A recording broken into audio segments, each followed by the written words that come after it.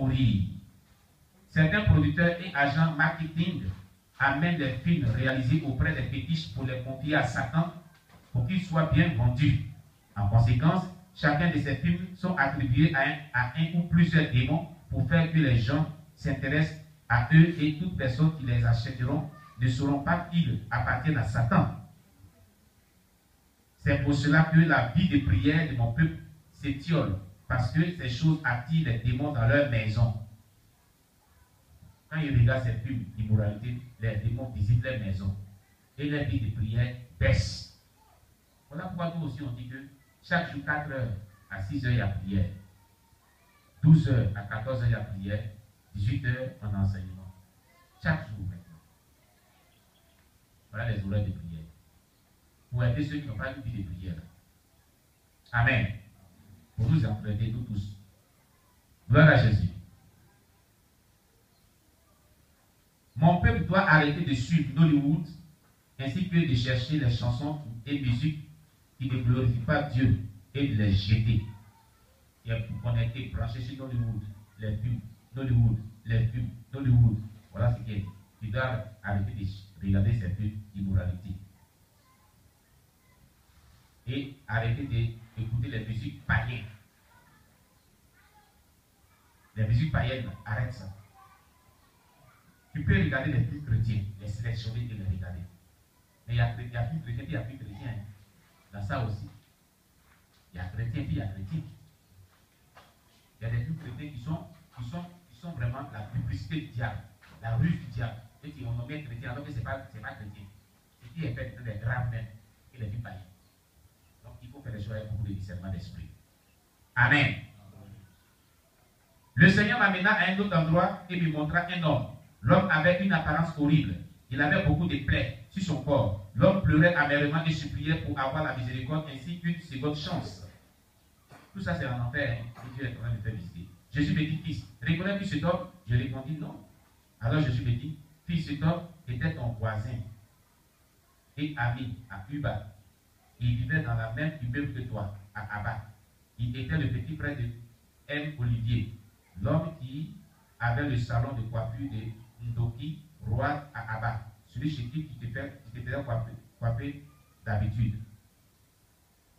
Jésus connaît les gens en détail, hein, avec précision. Rien n'est caché à lui. Jésus-Christ continua en disant, fils, Uba n'était pas sérieux avec moi, et toi tu n'es pas sérieux avec Christ. Dimanche, il vient à l'église, on te force même pour prier.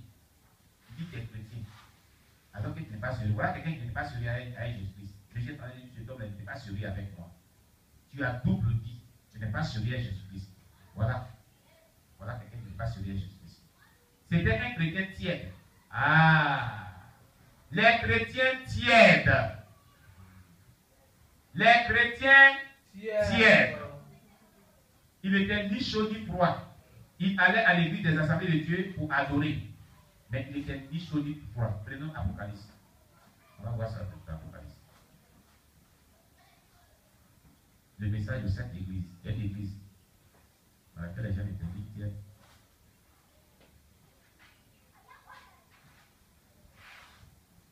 Amen. Alléluia. Prenez Apocalypse chapitre 3, verset 14 à 22. Pour les chrétiens qui sont ni tièdes, ni chauds, ni froids là. Voilà un. Ça condamne pour l'enfer. Tu es indifférent de tout ce qu'on fait dans l'église. Tu n'es pas engagé, tu n'es pas zélé. Tu es ni tiède, tu es ni chaud, ni froid. Donc, on ne sait même pas. Chez Jésus, il n'y a pas neutre. Il n'y a pas genre neutre. Où tu es avec Jésus, où tu es avec le diable. Écrit à l'ange de l'église de Laodicée. Voici ce que dit l'Amen, le témoin fidèle et véritable. Le commencement de la création de Dieu. Je connais tes œuvres. Je sais que tu es ni froid ni bouillant. Puisses-tu être froid ou bouillant. Ainsi, parce que tu es tiède et que tu es ni froid ni bouillant, je te vomirai de ma bouche. Vous avez compris, je vais m'arrêter là. Quand tu es un chrétien ni chaud ni froid, tu es tiède, Dieu dit va te vomir de sa bouche. Tu n'es plus chrétien. Depuis le jour où tu étais tiède, tu n'étais ni chaud ni froid, Jésus t'avait déjà vomi. Tu penses que tu es chrétien, mais tu n'es pas chrétien. Depuis longtemps. C'est pourquoi, réponds-toi. Sois bouillant. Sois chrétien chaud. Chaud, chaud, chaud, chaud. Et allez, voilà. Voilà, ils sont tièdes. Voilà. Voilà la preuve. Voilà la preuve. Ils sont tièdes. Ils sont froids. Voilà. Ouais, chaud là. On dit chaud. Moi, j'ai écrit plus haut. Chaud, chaud, chaud. Attention. Si vous ne faites pas attention, Christ va vous vomir. Chaud, chaud, chaud, chaud. Et maintenant, ils sont réveillés. Maranatha. On acclame le Seigneur Jésus-Christ. Chaud, chaud, chaud, chaud. Si tu es chaud, Dieu te bénira. Si tu es chaud, et Dieu te bénira. Si tu es chaud, et Dieu te bénira. Si tu es froid, Dieu te vomira. Waouh! C'est ce qui est dit ici là. C'est pas ce qui est dit ici dans l'Apocalypse, chapitre 3, verset 14 à 15. Combien d'étudier ici? Alléluia. Amen. Alors, il n'était ni chaud ni froid. Il allait à l'église des assemblées de Dieu pour adorer. Mais il n'a pas fait long feu à l'église. Chaque fois que mes anges venaient pour enregistrer le nom de ceux qui étaient venus tôt à l'église, on ne le trouvait pas. Ils venaient au programme de l'église en retard. Écoutez très bien. Chaque fois que les anges de Dieu venaient pour enregistrer le nom des gens qui venaient tôt à l'église, donc ils ne venaient pas en retard à l'église. Ils ne venaient pas, ils venaient à l'église en retard. Voilà, comme on vous dit toujours. Vous qui venez à l'église en retard, l'église c'est pour 8h30. Tous les dimanches, non plus à 8h30, il vient à 8h31, 32, 33, à part 30 là. Ton nom n'est pas enregistré par les anges de Dieu. C'est un péché. Si tu ne confesses pas, tu ne réponds pas, tu vas en enfer. Si tu ne chantes pas ce caractère, tu vas en enfer. Tous les coups du soir, tu es en retard, voilà. Les anges enregistrent le nom de ceux qui viennent très tôt à l'église. Ils sont présents. Amen, amen. Tu as compris? Chaque fois que mes anges venaient pour enregistrer le nom de ceux qui étaient venus tôt à l'église, on ne le trouvait pas. Ils venaient au programme de l'église en retard. Ainsi, à chaque fois que Uba venait à l'église, les anges étaient déjà répartis au ciel pour faire leur rapport concernant ceux qui étaient venus tôt à l'église.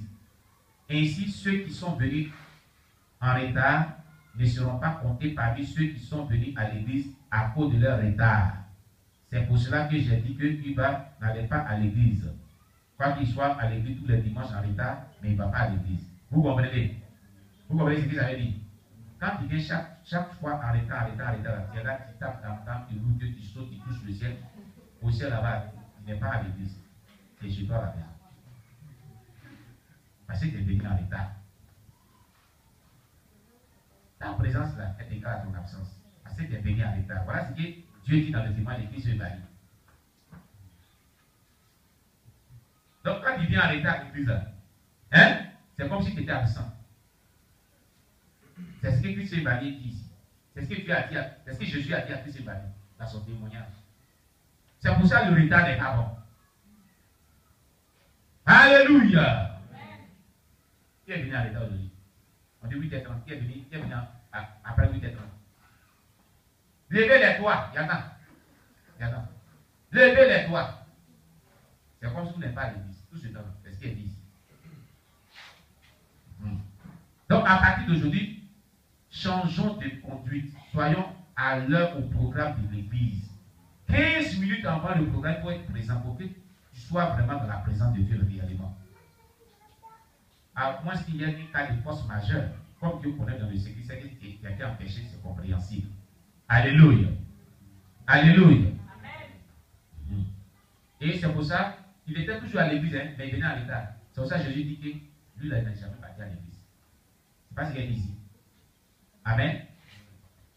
Il est dit ici. Ainsi, à chaque fois que lui va venir à l'église, les anges étaient déjà répartis au ciel pour faire leur rapport concernant ceux qui étaient venus tôt à l'église.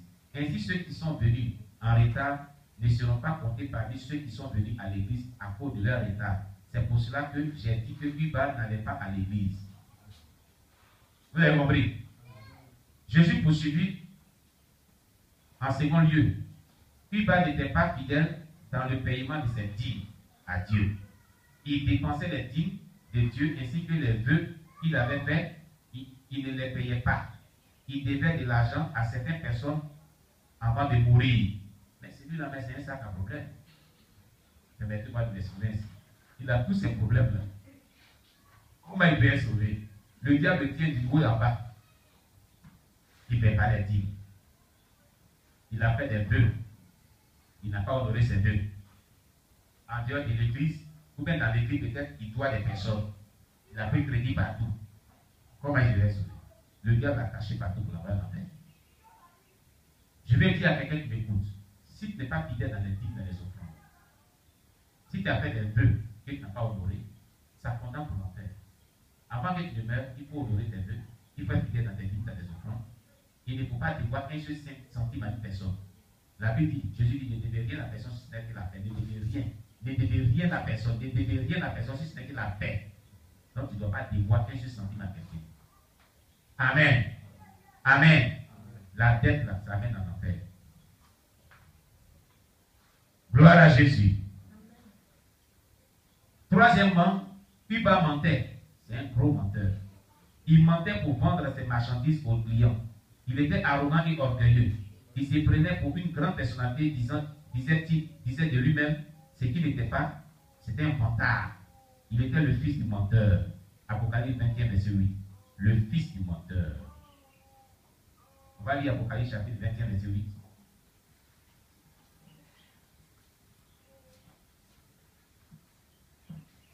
Apocalypse chapitre 21, verset 8 nous dit: mais pour les lâches, les incrédules, les abominables, les meurtriers, les impudiques, les enchanteurs, les idolâtres et tous les menteurs, leur part sera dans l'étang ardent de feu et de soufre, ce qui est la seconde mort. Tous ceux qui commettent ces péchés dont on a dit là, ils iront en enfer. L'étang de feu et de soufre, c'est l'enfer. Amen. Amen. Enfin, Uba a couché avec une femme qui fut envoyée par la sirène de la côte, par la reine de la côte, pour détruire les chrétiens. Dans chaque ville, pour ton information, dans chaque ville, dans chaque quartier, dans chaque pays, dans chaque village, dans chaque endroit, la reine de la côte dépose son argent. Une sirène des eaux pour faire chuter les gens dans le péché. Retenez ce fait. Amen. Amen. Donc, il a couché avec une femme qui fut envoyée par la reine de la côte pour détruire les chrétiens. Vous voyez, la reine de la côte envoie de ses agents pour détruire la vie des chrétiens. Les chrétiens qui vivent dans l'impudicité là. Il dit des chrétiens, puis c'est la nuit qui est dans leur société avec les jeunes filles, avec les femmes des gens, avec les maris des gens, avec les jeunes gens. Tu fais quoi là-bas? Tu es plus de ténèbres ou de lumière? Quelle chrétienté? Non, il n'est pas sous la grâce. Mais c'est ce que les gens disent. Une prédication de l'enfer. Dès qu'il a couché avec la fille, elle prit sa destinée, ses étoiles et son sang. Vous voyez le danger. Quand vous couchez avec la sirène des eaux, ou bien une agent de la sirène de la reine de la côte, elle prend ta destinée, elle prend tes étoiles, elle prend ton sang. C'est fini pour toi. Elle lui transmet dans le corps le VIH spirituel, le VIH-Sida spirituel. Et c'est la raison pour laquelle, avant qu'il ne meure, il ressemblait à une personne qui était positive au VIH, mais les techniciens du laboratoire médical ne pouvaient rien déceler, tout simplement parce que c'était spirituel et non physique. Quand il nous a vus, il cria fort et dit: j'ai besoin d'eau. En appel là-bas écrit. Quand il a vu Jésus-Christ, il dit: j'ai besoin d'eau. J'ai besoin d'eau, s'il vous plaît. Mais au lieu de l'eau, il demandait, 2 démons vinrent avec de l'huile chaude et un démon le força à ouvrir sa bouche et l'autre lui versa l'huile chaude dans la bouche et l'avala. Et il avala l'huile, très chaude. Dès qu'il avala l'huile chaude, il commença à crier: ma bouche, mon estomac, c'est fini pour moi. Si j'avais su, j'aurais servi Dieu avec toute ma vie. Alors il pria, Jésus, aie pitié de moi, donne-moi une seconde chance et je te gagnerai le monde entier. Alléluia. À ce moment, nous nous avançons vers lui et Jésus commença à pleurer. Se tenant près de lui, Jésus lui dit, Uba, tu me demandes de te faire grâce et de te donner une seconde chance. Ta demande ne peut être accordée ici. Tu aurais obtenu la miséricorde si tu l'avais demandé lorsque tu étais encore en vie. Mais maintenant, tu es déjà dans l'éternité où la miséricorde n'y est plus. Tu seras ici pour toujours. Vous avez compris les propos de Jésus. C'est quand tu es encore en vie que tu demandes, Seigneur, donne-moi une seconde chance. Je vais me repentir. Mais quand tu es mort, puis tu es de l'autre côté là, il n'y a pas de seconde chance. Quelqu'un m'a compris? Quelqu'un m'a compris? Pendant que les temps que tu es sur la terre, la seconde chance là, tu peux l'obtenir.